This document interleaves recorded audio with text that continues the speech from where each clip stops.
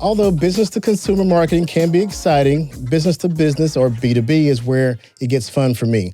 Maybe because of the challenge, maybe because of the complexity, or maybe just because I really understand the B2B dynamic. The best part is getting to geek out and talk B2B marketing with experts in the industry, and today is one of those days. Today's guest has over 30 years of business management and marketing experience in helping B2B companies use digital marketing strategy and compelling content to turn prospects into buyers. She's a strategist, storyteller, speaker, blogger, and author who is obsessed with helping companies become relevant. So let's welcome to the conversation and welcome to the podcast, Ardath Albee. Hi, Ardath. Hi, how are you? So great to be here. Thank you for joining me today. And before we dive in, can you give our listeners a bit more, a brief background so they know that they are definitely hearing from an expert? Uh, well, that's a high bar. You are. Don't be Yeah, modest. yes, I've been doing this for a long time, and it's just kind of funny the way I got into it. I was running a startup software company, and think first ever iteration of marketing automation or a website platform designed for marketers to run. Back in the year 2000, marketers didn't do that, right? They thought, okay, no, too much for us. We're not doing it. But anyways, back in 2000, if you think about the corporate website, it was basically people had taken their brochures and put them online. Yeah. And then they couldn't figure out why their websites weren't working. Well, as someone with a degree in English who had done at that time a ton of fiction writing and that kind of thing, I started looking at their websites thinking, oh my God, who would want to read this? So I started helping them redo their websites, and I used a lot of what I had been taught about character building from best-selling authors and retreats I went to start interviewing their customers and building what became personas and helping them really engage. And about 7 years later, in 2007, I had enough people asking me to do projects and work that I jumped and became a consultant. So that's how it all came about. But it was really just trying to help them do something that was meaningful instead of just, all about them all the time. Definitely. Not that Well, that's changed, all the way yet, all these years later. okay. Well, I mean, you definitely have your accolades in B2B marketing, especially with complex marketing challenges. In my short 25 years of B2B marketing, today I'm seeing one of the most common and widely used practices that you mentioned um, begin to crack, and that's the practice of persona targeting. Can you give me your view of how B2B organizations should think about personas today and how it might differ from how it was done just 5 years ago? Yeah, well, I get so frustrated because all I see posted is get rid of the personas. Personas don't work. Personas are garbage. And well, yeah, the way companies build them, they are garbage. You cannot sit around a table eating pizza with your team and decide what your customer cares about. It just doesn't work that way. And then slap a picture on it, call it Mary, marketing person, or whatever, and you have a persona. And so it was really interesting the a lot of my clients, the first time I go into work with them is to build personas for them, and most of them will say we already have personas. I say great, send them to me. Only one time, and I think I've done this for almost 200 companies now. Only one time has there been a set of personas that I said we can work with these. The rest of them were garbage. And so I understand why personas get a bad rap. And so I've been trying to figure out what else can I call it. But it's really about a format, if you will, a structure, a framework for what do you do with all your customer insights? How do you make them usable? How do you apply them in certain instances, in certain contexts? How do you actually use them? And one of the biggest problems we have, somebody posted about it on LinkedIn the other day about who has personas and their team won't use them. How do you get your team to use them? Which is the biggest problem. Marketers check the Yeah. box and they file them away and they go, okay, we did that. What's next? And the problem is if you don't use those insights, then you're still talking about you and your product because that's what you know. And you're not putting that buyer front and center, right? It's not about them. And so my advice to the woman who posted on LinkedIn was incorporate personas into your creative briefs and then make it part of the review process, right? Who's the audience for this piece of content, which persona? Why are they going to care about this piece of content, right? What is it in their persona that makes them care about this thing? What's the takeaway you want them to get? And then make sure that that's part of the review process, that those things are checked off when you're evaluating the content to say, yes, this is good enough to publish. But if you don't use them, then what's the point? But it's interesting to me that people are not talking about personas anymore. They're talking about, like Forrester talks about, customer insights, and in their 2022 predictions, one of their, as personalization becomes a bigger and bigger thing, they said that B2B companies were more likely to fail than succeed this year just based on a lack of customer insight, because their personalization wouldn't be authentic, relevant, whatever, fitting to context. It's interesting you mentioned Forrester. So I was recently at the Forrester B2B Summit, and I decided for our customers, for my agency's customers, to reverse engineer our personas, to say, let's just look at our customers, let's see who they are, and let's see if we can reverse engineer a persona. So I want to get your take on this, because a strange thing happened. We looked through all the champions at our customer accounts, and we noticed they had several very similar traits. These traits were not just psychographic, they were also kind of demographic. And some of those similar traits we wouldn't even want to speak of because it just wouldn't sound right. But yet the trend was there. Um, so currently we just kind of passed it off as correlation and not causation. But what would you say to a company that said, our successful customers have these traits? Do we utilize it or do we ignore it? Well, it depends on what they are. Without knowing what they are, here's the tricky part: is it going to be creepy if you utilize them, or is It was it? creepy. Can you do it? Yeah, can you do it in a way where it's not? And one of the ways around that, the reason I love so much to talk to my clients' customers is because I want to know what words they use, what phrases, how do they say something that you would say differently, right? Because you're not them. Yeah. So how do they Mm-hmm. refer to it? If you can start using their words, and those types of things. But one of the other things that I find you get from reverse engineering personas is specificity, right? How many people say grow revenues or increase productivity or whatever? What does that mean? Does that Mm-hmm. mean I need to get my, products in market 3 months faster than I'm doing today in order to, hit the beginning of the cycle for selling this new thing or whatever it is? How can you get specific? So when you think about what does it really mean to that persona, and the problem is that people want to write content that talks to everybody. Well, if you do Yeah. that, you're talking to nobody because you're so high level, it doesn't mean anything. There's no context there. It's just a bunch of blah, blah, blah, And so I think the issue is really figuring out how do you use those insights. But when I go through the recordings of or my notes from customer calls or whatever, trying to figure out which are the important things that you pull out. And what I'm looking for across all the interviews, sometimes I'll do 25 interviews for one persona. What are the commonalities, right? Because as marketers, unless we're doing a one-to-one ABM, big deal program, we're looking at how can we engage the widest swath of this target audience, right? How can we Mm-hmm. be relevant to them? And so you're not looking for the one-off differences. Like everybody drives a Volvo, this guy drives a Corvette, so let's talk about the Corvette. No, talk about the Volvo. But Mm-hmm. so you're really looking for those commonalities across. And I'll talk to people until I start hearing the same stuff again and again and again, and then I go, okay, we've got this. We understand. And the other big difference is size of company.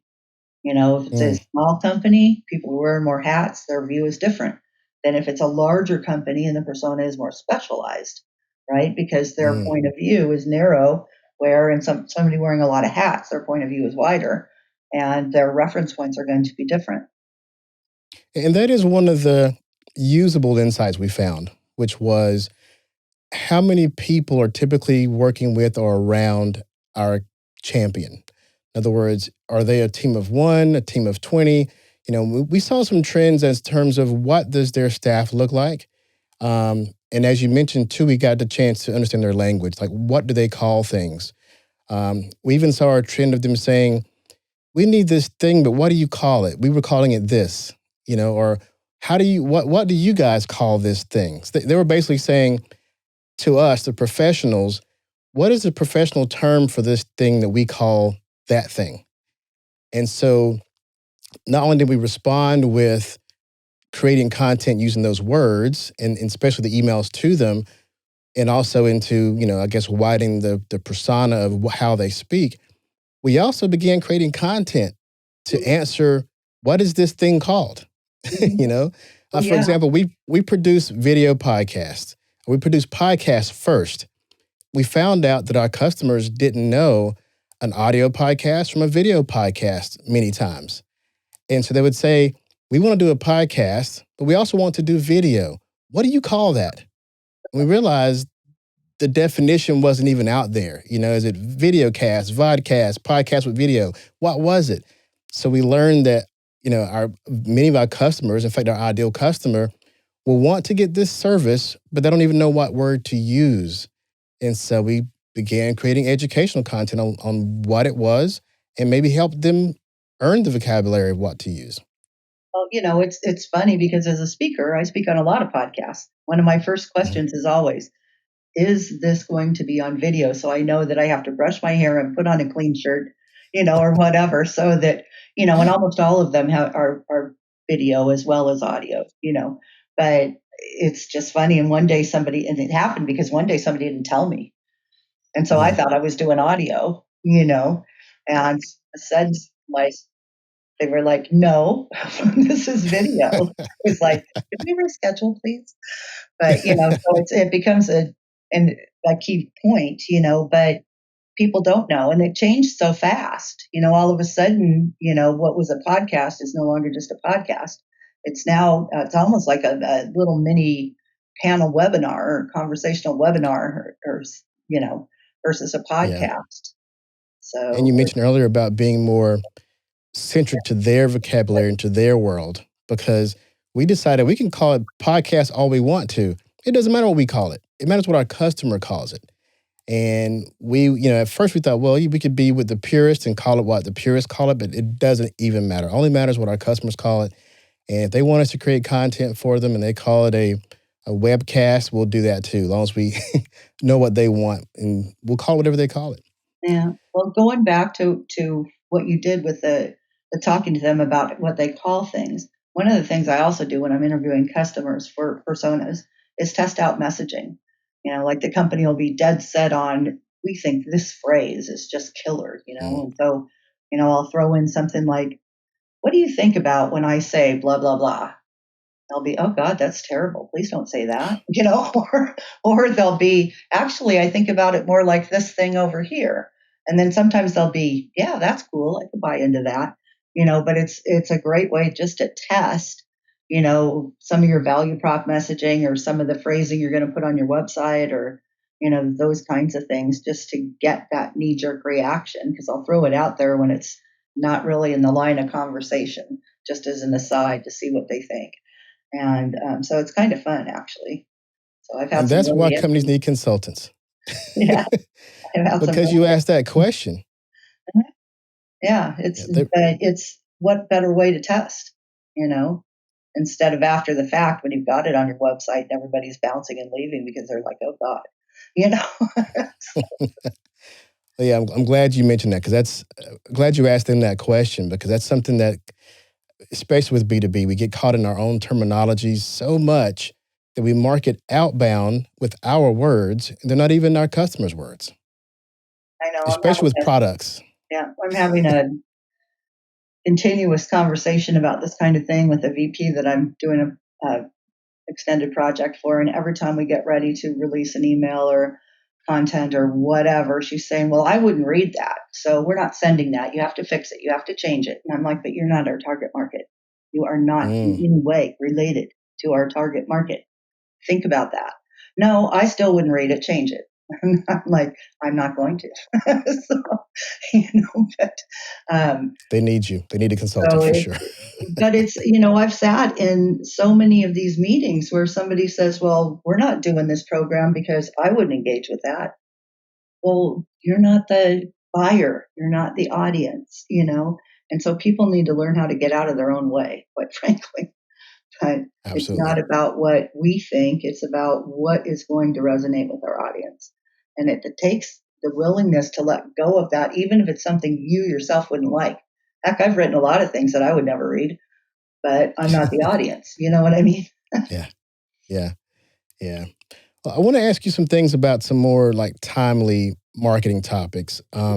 Yesterday, I was asked what I thought about the budgets that companies would be using for marketing going into what looks like might be a recession. And Ardath, I understand that you've been a consultant since about 2007 when we were heading into a recession.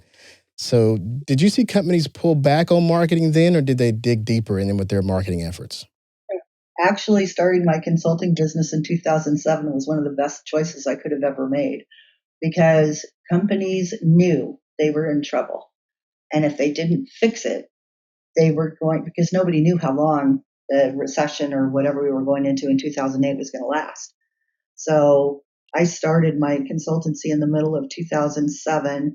By the middle of 2008, I had 7 people on staff in that fast a period of time because people really doubled down on, and I work with enterprise companies, so it wasn't necessarily that, their budget was down to the nubs. They were cutting a lot of programs, but they realized that if they didn't get it right, they were going to lose their position, their competitive Mhm. position in the market, and they couldn't afford to do that. And so it was it was an interesting time to start. And so I think about where we are now, and I'm already watching the layoffs is a bit scary, and Mhm. all that kind of thing, and I'm already seeing it happen, and I'm thinking, okay, guys, don't throw it all away. Figure out what to double down on, and quite frankly, getting to know your customers and your audience is one of the best things you can do, especially because as this continues, the buyer you knew yesterday is not going to be the same buyer that you're selling to Mhm. tomorrow as this moves Yeah. forward because the economy, the supply chain disruption, everything we're going through right now, the war in Ukraine, whatever all the consequences of those things are affecting our buyers. So even 6 months ago, your buyer is not the same today as they were 6 months ago. So we have to continuously update. And see, the other problem with personas is you do it once and you think, okay, I've got that. Oh no, they keep changing, and so you have to continuously update or add to it. I try to get my clients to do at least one customer interview a month and add insights, to their personas if anything's changed and just kind of keep their finger on it. And if they start hearing a lot of change, then let's add in a few more customer interviews and see where people are going. But it's really important. A key phrase you just said there was market position. And I think that's definitely an important thing to keep in mind right now going into if this is what we're going into a recession, because companies who want to keep their market position, now isn't the time to let off the gas in their marketing. No, it's not. But it is the time to get as highly relevant as possible so that you keep that audience. What happens when things change like this is people start looking for new insights somewhere. Somebody's got to have the secret, the easy button, the whatever it is. And if you do not keep evolving the way you're talking about things in relation to what's going on today, they'll go somewhere else and start looking, and then you've lost your engagement, right? And so you want to build that relationship and their reliance on you for insights and information that affect their job, the way they're looking at the industry and trends and all the rest of it. They may not be able to buy today, but if you lose that position with them, not just in the market, but with them, it's hard to get it back. So, So uh, now's the time to stay top of mind all the way through this so that when they decide to spend, you're the one they spend with. well, right. And so, what a lot of companies do is they start panicking and they start really trying to make their numbers, in sales. And so they Mhm. really start leaning heavy on product and all the rest of it. And people feel pressured. And yet they're under Mm. so much stress at work too. Buying is not their only job. We seem to forget that. They have a lot of other things they have to do. And so we need to be helping them think, helping them, you know, strategize what's next, how to maybe even helping them fix something without selling them anything so that when they need to buy something, they come back to you. We need to look at it a little differently. Like, how do we really build and cement those relationships during this difficult time, right? So that we come out the other side okay, or better than okay, actually. And when you go back and you look at some studies, I think McKinsey's done some, and so it's Bain and a couple others. But when you double down on customers and relevance during this time, this kind of a period, a recession or Hmm. a disruption, whatever, you end up increasing your productivity and coming out better in the long run for growth and revenue than you do if you just try to cut everything and batten down the hatches and hang on. That's Hmm. not it, because you lose all your momentum. And one of the things people don't think about with marketing, there was a discussion about this the other day, is that marketing programs take time to build momentum. One of the things I'm always interested in is when a client will say to me, "Well, we need to launch this program. We need it to return results in 60 days, 90 at the outside." I say, "Great. How long is your sales cycle?" "Oh, 6 to 9 months." "And you want results in 60 to 90 days? Really? Oh, good Yeah. for you. But it takes a while to build that momentum. And once you have it, then it'll start cycling through, right? And so you can Hmm. keep producing results. But if you don't stick with the program long enough to build the momentum based on what buy cycle time really is and all of that, give it time to perform, then you're just wasting money. You're cutting off your nose to spite your face because you're saying, well, that didn't work. Well, why? Because it didn't return a result in a third of the time that it should have, taken to get it. Hmm. So, but it's interesting to me where we look at what we need, which is our numbers at the end of the month or the quarter, rather than what the reality is, what it takes Yeah. us to get there. And then the other number that's bandied around all the time now is less than 5% of your addressable market is in market at any one time, right? And you're not the only one going after those 5%, right? So Right. it's just interesting. If we don't take a long-term view, then we're giving up advantage. Well, let's talk about that long term view, especially when we talk about content marketing. I believe the first time I learned about you was because either we were speaking at the same content marketing event or we're both on a list of marketers to follow. And I know you work with B2B organizations on their strategy. And when it comes time to talk about content, what is the door opener for convincing the traditional C suite that the long game of content marketing is even worth it? Excuse me. That's a tricky question. And what I find is it's a blend. So we can have long term programs, but we also need to have some short term stuff. We also need to do Mhm. sales enablement stuff, right? Get them messaging and content that they can use in their conversations. We need to have long term plays, and we need to understand when you can explain to the C suite where people are in the pipe, right? And how long it takes to get them through the pipe. And then you show them how you can use content to motivate movement in that pipe and shorten that time frame is when you can start getting buy-in. But if I find that you can't just say, well, all we're doing is this long-term play, live with that. You can't, because you can't exist with sales that way, and the executive business objectives that you need to align to and all of that. So you need a mix of some Mhm. short-term stuff, and that's a lot of times where events come into play because they can see some results. What you have to think about, what movement for them and measurement for them will help them feel like they're on their way to getting that business objective, and yet if they sacrifice long term and do everything as a short term campaign play, well, they'll tell you what happens. You've got a buyer, they're interested, they're engaging, and your campaign ends because that's it, man. We did it for our month. It's over. Your person isn't, your buyer isn't done. So what are they going to do? Mhm. Just say, oh, a new campaign. Yeah, let me change my train of thought here. The dumbest thing I've ever seen is people that come up with these themes like quarter one is this theme, quarter two is that theme, and they have a year long buy price process. And, so all of a sudden at the end of the quarter, they shut it off and they start a new theme. And people are like, huh, what? Wait, I was interested in this other thing. Now what the heck am I supposed to do? So they have to go find somebody else. You have now sent them away. Why do you do that? Yeah. Why does anybody That's do that? because that's because they think that it's their journey and not the customer's journey. Yeah, so I wrote this rant not too long ago about how we messed up customer centricity. We so got it wrong. we decided that customer centricity was a great thing because we could use it to force our customers down the funnel or whatever. And it was Mm. all about what we wanted. Even though we put our customers at the center, it was like figuring out how to force them to do what we wanted rather than creating buyer driven programs, which allow the buyer to drive and decide and move forward to get all their jobs done on their way to buying, but we really screwed up customer centricity. Well, you talk about, that dance with sales and marketing.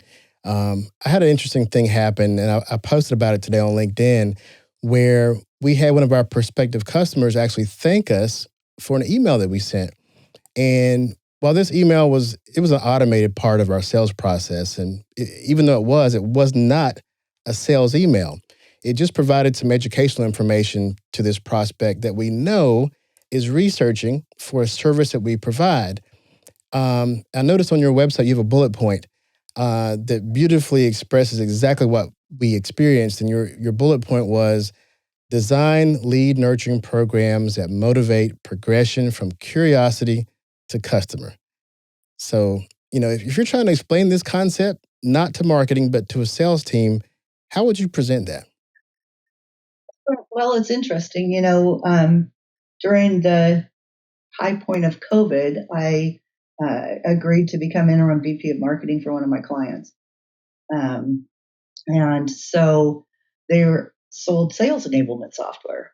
And Mhm. so your question lines right up to that. And so small sales team, probably about 8 of them at the time.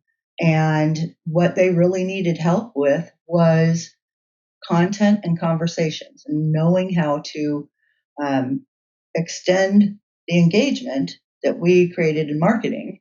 So when they got on the phone with the buyer, they weren't starting from, so tell me about you, you know, all of that. They could pick it up from where they could see the interactions had taken them, what content they'd seen, all of that. Present, since you've already know all of these things, here's this our new paper on X that will help you think about applying whatever to whatever, and but having them actually not send just following up emails and of that Mhm. ridiculousness, and so trying to have them provide value with every single interaction.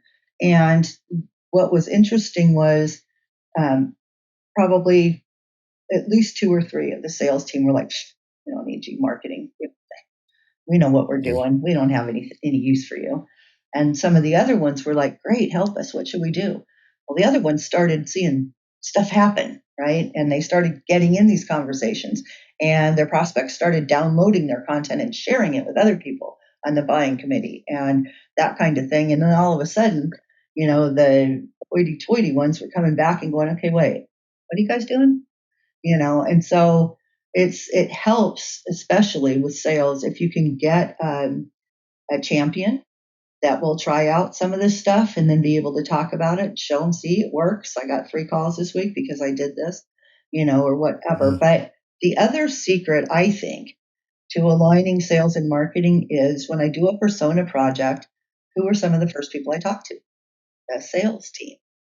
I go Yeah. interview a handful of the sales team from executive to actual feet on the street sellers and get their opinions and their thoughts and their insights. Because what I really want to know is when I go out and talk to their customers, is the picture I get from the customer going to line up to the way the company goes to market, right? What are we missing? And in every instance, there's stuff that doesn't line up. I mean, it just can't. Sales are talking one to one, marketing are talking one to many, and then it's narrowing down and somehow it's, not coming together. Or the executive team, and I talk to them too, is telling sales what they think because they're having all their one to one executive relationships. Doesn't look anything like that down on the street level view where they're actually solving the problem, right? But they'll Mhm. tell sales this is what they care about. Well, no, maybe that's what the VIP level talks about, but that's not what the people solving the problem talk about. And so, trying to get everybody level set on this. But when you involve sales and you show them that you're applying stuff for them, and I make a version of the persona for the sales team. It's not nearly as in depth as the one we use for marketing because we're writing all this content and stuff. but key questions they have, key phrases, all that kind of stuff. And it's just I make it a one sheet because salespeople aren't going to use more than that. But I make a version of a persona for the sales team. They like that it's made for them, but they also like being involved and feeling that their input is Yeah. valued in that process. And that, more than anything else, goes a long way to getting them on the same page and getting them excited about what can marketing do for us, rather than marketing is going to make us do this. And what can they help us do, and so it changes that perspective a bit. Well, down to the content level, let me ask you this. My company produces B2B content for businesses, but we also help them learn how to create more human content themselves.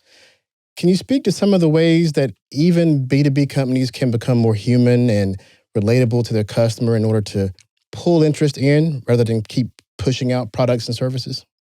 Well, yeah, write like you talk. I mean, it's for some reason, and I'm not quite sure how this happened, but when we write in business, we tend to think that we have to be, academic, professorial. We're the thought leader. We're going to tell you how it is. And it gets so stiff. And when we write that way, we tend to go into passive tense. Nobody wants to read that. It's like slogging through mud. And so one of the things I try to help people do is say, just first draft, write it like you're talking it. And if you don't do it that way, read it out loud. Can you actually read it out loud without cringing or laughing or crying or any of that? And so, but it's a great test. But it's really being more conversational and to get all of this references to your company and your product and I out of there, talk about you and you want and you're challenged by and, whatever to make it um, relatable.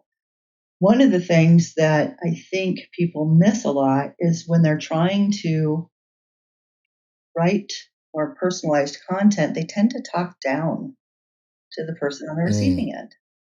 I can't tell you how mm, many emails I get in my inbox that talk to, and I'm, my formal title is CEO of my company. And I can't tell you how many emails I get that are insulting, you know?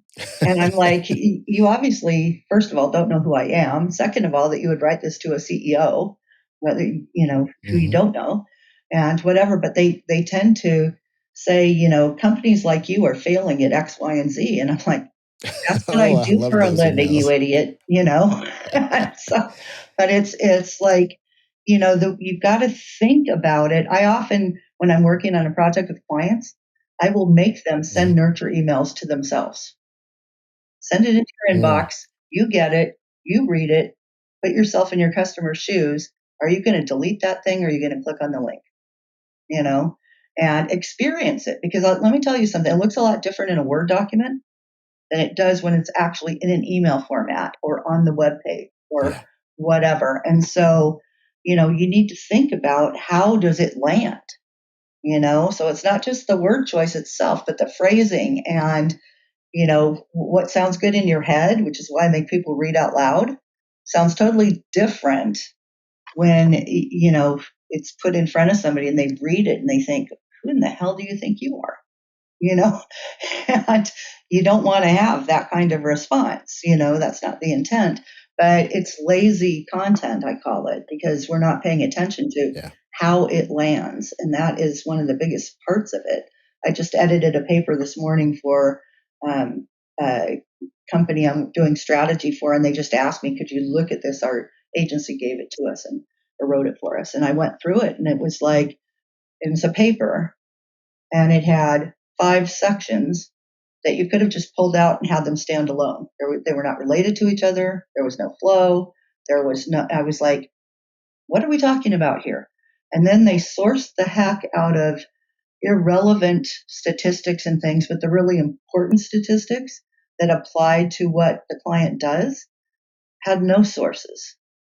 And I was like, where's the source for Mm, all of this? Dump this other stuff. It doesn't, who cares? But this stuff is important and we need to show that we are not making it up, you know. But for me, there was no transitions, there was no mhm. flow, and so I think we need to pay a lot of attention to format and structure. And I have a degree in English, which a lot of marketers do not have. So Mhm. I pay attention to all that, but I'm just a diehard writer anyway. But we need to give our marketers more training, I think, in writing and format and structure. And every time I take on a fractional VP role or whatever, that kind of thing, and I'm leading a team for a client, I give them all training. So, Some of the best content we've ever pulled out of a business was where we would maybe attend a sales meeting and hear what they say their objections from their clients are when they're trying to do a sale, take note of those objections, and then ask the salespeople, what are the problems you're hearing out in the field? Um, and then we'll write those questions down and ask them those questions on camera. And we won't tell them what the questions are. Because if we have 5 questions and we say, hey, John, we want you to do some video content for us. Just show up, just dress, wear a nice shirt tomorrow, show up and do a video for us. And it's not hard to find some sales guys, people who would do that if you want them. But what you don't do is we would never, and we learned the hard way, we learned not to give them the questions that we were going to ask them. oh yeah, because then you're Even going though to we get a got canned them from, answer from them, right? Because they rehearsed it. they'll get a canned answer. They'll start throwing back in their jargon. They'll read a brochure out of their head. They'll read a sales pitch. We won't tell them. We'll just ask them, and because it's recorded, we could always edit it back into that structure you mentioned to get it back so it's cohesive and flows. But we may have a 30-minute conversation. And out of that, you either get 30 minutes of almost a white paper, so, you get good information, or you get 4 or 5 short videos that answer a specific question that you can put on our website on the same page, and it's natural language. And you can even give it to a writer and say, hey, here's the natural language a salesperson uses. Now you can sound like you're the expert because you use their words, but yet it's still conversational. Mhm. And so we ended up developing a formula where we'd have like we call it a video day. We just go in and talk to salespeople, and we would get so much great natural language content from that. Yeah, because they're And not. that evolved into Yeah, podcast. well, because they're not rehearsed. It's just coming off the cuff. Yeah. And so it also shows you how well they know what they're talking about, right? If they can do it off the cuff. Yes. But the other thing I did for a client who needed some fast content was I had him go get a transcript from a webinar that was really well done by one of their executives. Mm. And I edited the transcript down because you've got to, when you turn it into text content versus video content, you got to change up some of the ums and ahs Got in to clean it the up. structure of Yeah. spoken word, right? But it was an easy way to create a paper. I mean, in a couple of hours, it was just really Yeah. fast. And it was something that the exec would put their byline on because they said it, you know? So, you Yeah, know, exactly. We even interviewed engineers because they don't talk sales speak, but they know their stuff. And imagine if you're looking at buying an enterprise software. I heard someone say, first talk to the salespeople, but before you buy, talk to the engineer to see if they actually can do that. you oh, know, yeah. the salesperson will sell you anything, but the engineer will be more honest about, well, we really don't do that, or we do that. And maybe the C-suite may say, don't use that text, don't use what he said because we don't want anybody to know we don't do that. But in terms of getting that content from the engineer, either we got something that was extremely truthful and proved the knowledge for that company that they really knew their stuff, or we got some deep in the funnel information that talked to the engineer who was a part of the sales cycle who could have stopped the sale because you don't really necessarily see the engineer, right? You see the C-suite and the person who called you for the initial introduction.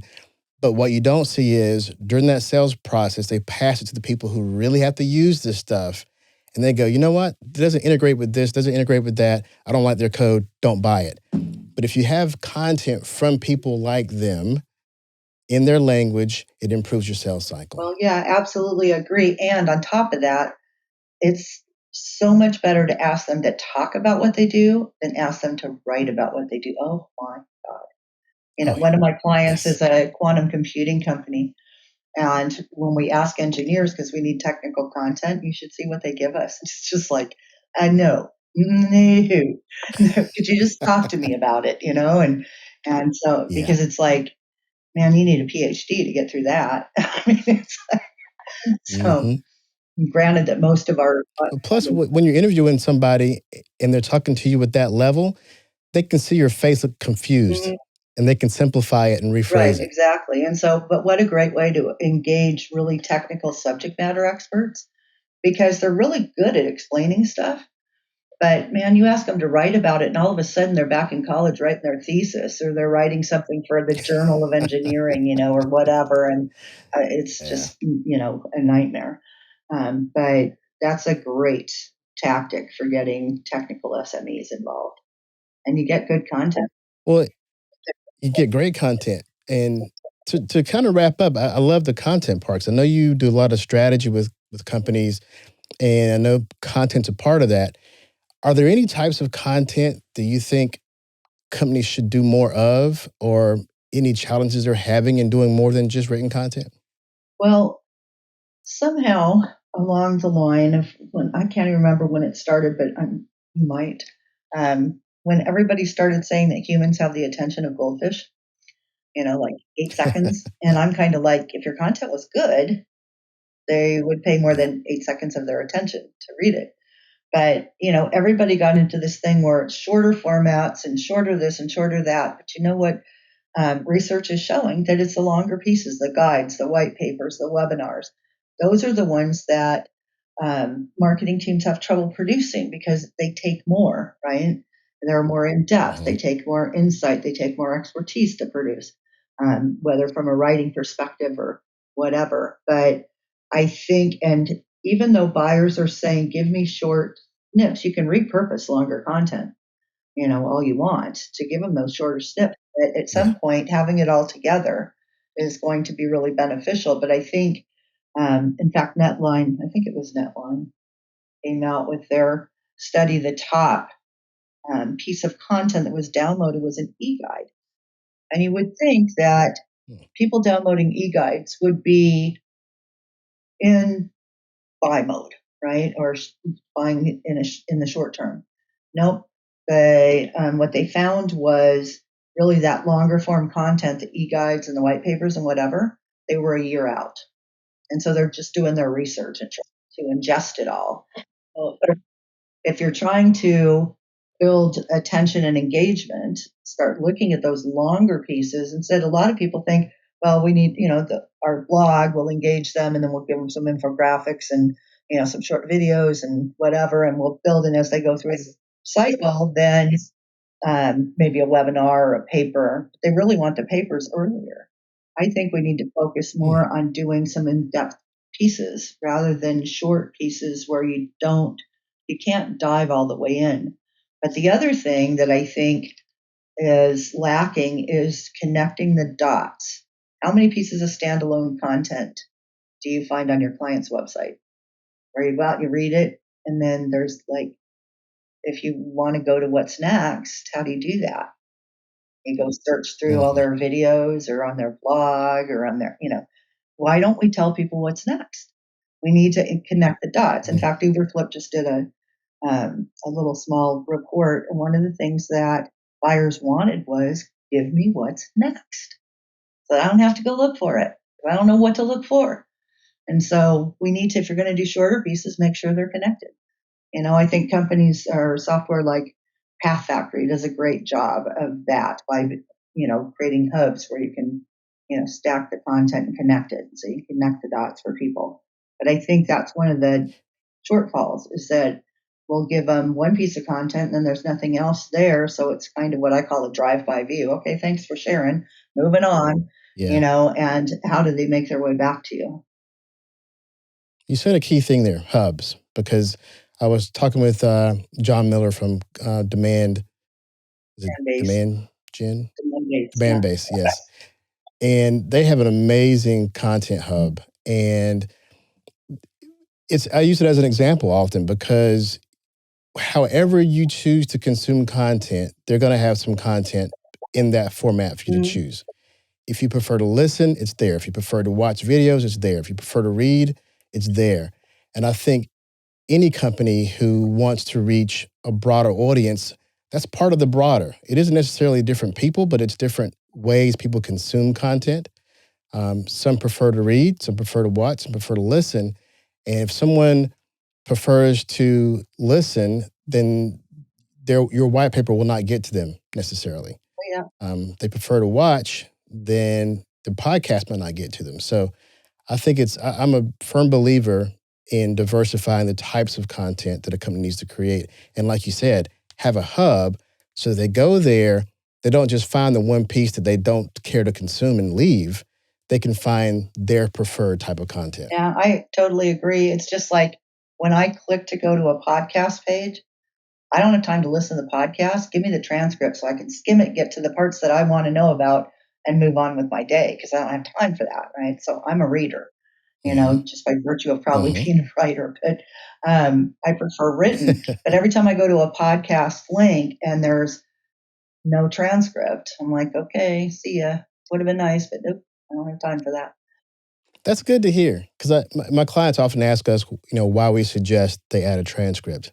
And so I'll tell them that because Ardath said so. There you go. No, it's about if you want to watch. If you want to read. So by the same token, you can have a webinar for people that want to watch and turn that into a report or long form content for people who want to read. It's a way to, I have always thought one of the best things you can do is repurpose your content because some people like audio, some like video, some, it's all different. And so some are more visual. That's what we do. And so. Even today, I was doing what you said. I went through the transcript to find a certain thing, but then I was like, you know what? I do want to hear this. So I bookmarked it. I saved it so that when I go for my walk today, I can actually listen to the whole thing. So while I'm walking, I'll consume the whole podcast without reading it because I prefer to listen. But at the same time, I would have read it right then, but the time wasn't there. I know I have to allot some time for exercise. I'll listen then. Yeah, I agree. And the other thing too is leave the timestamps on the transcript because that way, if I want to hear the discussion around a certain piece, I can just get to that point in the video so I can hear that part of the conversation. I have a client who kept taking them all off because she thought, well, this is going on the webpage. Nobody's going to go back and listen to the webinar. And I was like, or the podcast. And I was like, yeah, they are. Or they might, depending. They just want to find, instead of the 20 minutes, give me that 3-minute section that's what stuff I want, And so she made me take them off. And I was just